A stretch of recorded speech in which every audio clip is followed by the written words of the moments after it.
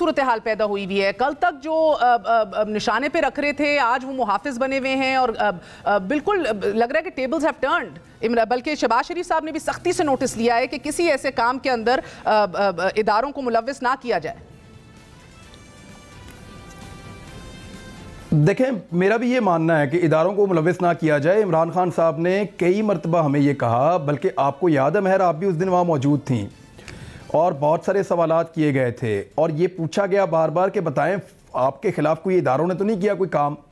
तो इमरान खान साहब कह रहे थे कि यार देखें, स्पेसिफिकली उन्होंने फौज का नाम लेकर कहा, उन्होंने कहा यार कुछ भी है, हम उनके ऊपर तनकीद या उनको अलग करके या उनके ऊपर कीचड़ उछाल के पाकिस्तान का फ़ायदा नहीं करेंगे। ये इदारा पाकिस्तान के लिए बहुत ज़रूरी है, वो हमारे तहफ़्फ़ुज़ की ज़मानत है, लिहाजा ये हो नहीं सकता। देखिए, ये अगर कोई ये कहता है ना कि ये ऑर्गेनाइज्ड कैंपेन है, तो वो तो FIA ने भी कहा कि नहीं है। इमरान खान साहब तहरीक-ए-इंसाफ अपने आप को किस हद तक हटा सकेगी या अपने आप को दूर रख सकेगी इस कैंपेन से? देखें, इमरान खान का जो टारगेट होगा वो ये पॉलिटिकल लोग होंगे, वो फौज को कभी भी निशाना खुद से नहीं बनाएंगे। उन्होंने ये बात हमें कई दफ़ा वादे तौर पे कही है।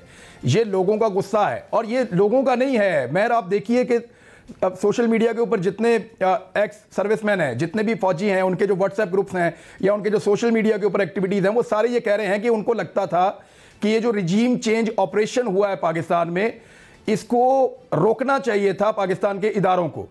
वो ये ब्लेम नहीं कर रहे कि इदारों ने इस ऑपरेशन को किया। आप अहम तरीन फोरम से आपने वर्डिंग देखें, वर्डिंग आई है कि ये मुकम्मल तौर पे शुरा ने मुल्क और कानून की हुक्मरानी के लिए अस्करी क़यादत के फैसलों की भरपूर हमायत की है। The institution stands behind the leadership which has taken these decisions. देखें, ये कहने की जरूरत बाद औक़ात आपको नहीं होती कि अस्करी क़यादत पे एतमाद का इजहार, बल्कि बाद औक़ात क्या कभी भी ये जरूरत नहीं होती।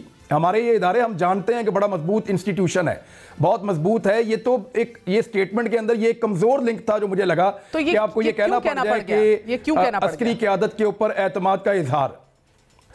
देखिए, कैंपेन वो ये यूजुअल नहीं है। हमारा आर्मी चीफ है, लगातार उनके खिलाफ ट्रेंड चल रहा है। यहाँ इंडिया में भी साथ एक आर्मी चीफ रहता है, एक अफगानिस्तान में रहता है, एक बांग्लादेश में रहता है, एक नेपाल में रहता है, एक श्रीलंका में रहता है। आसपास हर तरफ आर्मी चीफ हैं और इनका अपना भी तो एक कंपटीशन है ना। तो अगर एक मुल्क के अंदर एक आर्मी चीफ के खिलाफ ये कैंपेन चलेगी तो अच्छी बात तो नहीं है। ये फहद हुसैन साहब, आपको क्या लगता है? बता रहा था कि कोई भी बताइए जो देखें, जो सर्विसमैन है, जो रिटायर फौजी हैं, वो ये नहीं कह रहे कि फौज ने इस ऑपरेशन का हिस्सा बनी या फौजी क़यादत इस ऑपरेशन का हिस्सा बनी।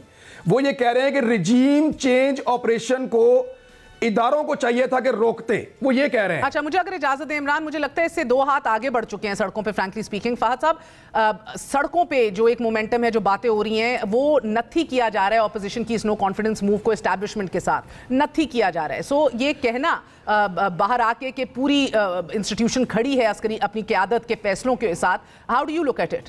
देखिए, जब